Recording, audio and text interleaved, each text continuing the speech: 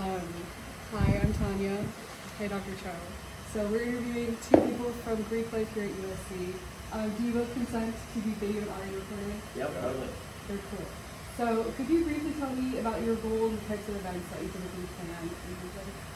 Yeah, so I think the biggest part of Greek life for sure is our brotherhood events, which is where we get together as a fraternity and we'll play basketball games, we'll play volleyball games in the backyard, just stuff like that.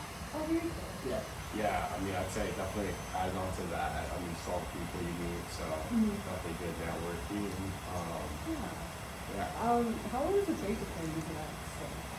I mean, there's a couple brotherhood chairs who are designated to do that within the fraternity. Right. And so they put in a good amount of effort, but I mean, it's all worth it because we get close together and get to meet people and get close to other people.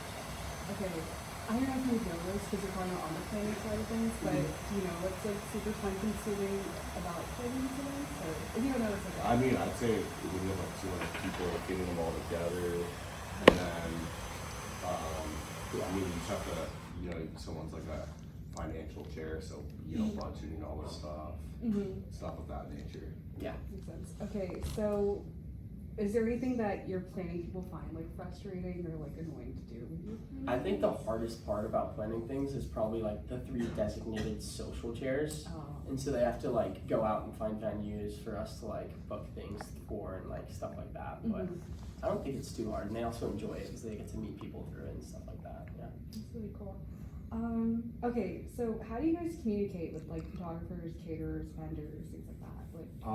Usually just reach out, whether it's iMessage, phone call.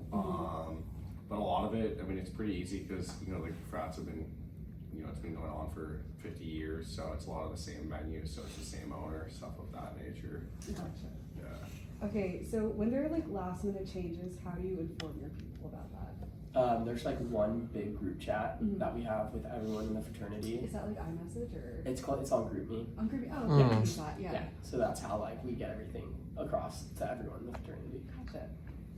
Okay, what do you guys do to ensure that your attendees get accurate information with schedule updates or parking instructions, things like that? Well, we have chapter once a week, so we go over due diligence there, and then I mean the group may have something's urgent, people have to get out of the parking lot, then stuff like that. Yeah, we'll just say Gotcha. Okay.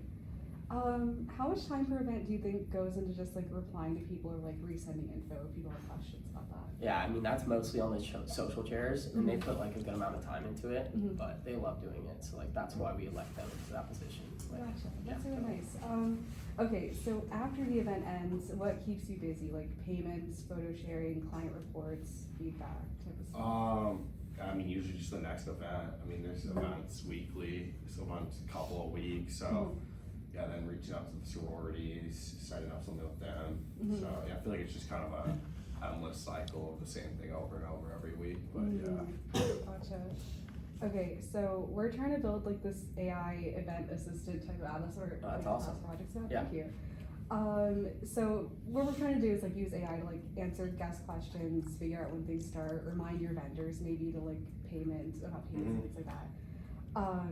Would you consider paying for an app like that? Would your frat something like that? I mean, yeah, it would probably just depend on if it's per person or per event, and then obviously the price. But yeah, I mean, people would definitely be willing to pay. I think it's just more about the price, obviously. Yeah. As a follow-up question, which particular pain points are there that you guys currently have? I think you go. I mean, I would say obviously reminders wouldn't be bad. And have a full schedule of the events every week and stuff like that, not just the chapter meetings, so people can be reminded. But then it's also if you think about Parents Weekend, if there's a way that AI can help parents see a whole schedule at certain times and have events, that would help it go smooth and everything. Gotcha. Okay, so I think Marilee's last question was, if you could pick 3 features you want the most, what would they be? And the options she came up with were auto answering FAQs for your guests, vendor reminders, event scheduling and sharing, photo and video collection and sharing, guest engagement, which is polls, playlists, messages, and then budget tracking. Yeah, I mean, I think those are pretty good. I think definitely the shared photo album would be sick. That'd be awesome.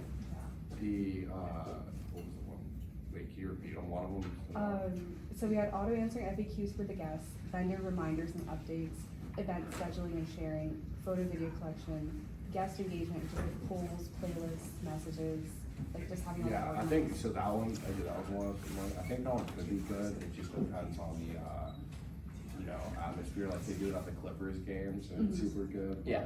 but, like, that's a new feature they have, but I don't, yeah, so I'd just say that one would depend on that. And I think budget could definitely help, like our treasurer and stuff like that too, for sure, yeah.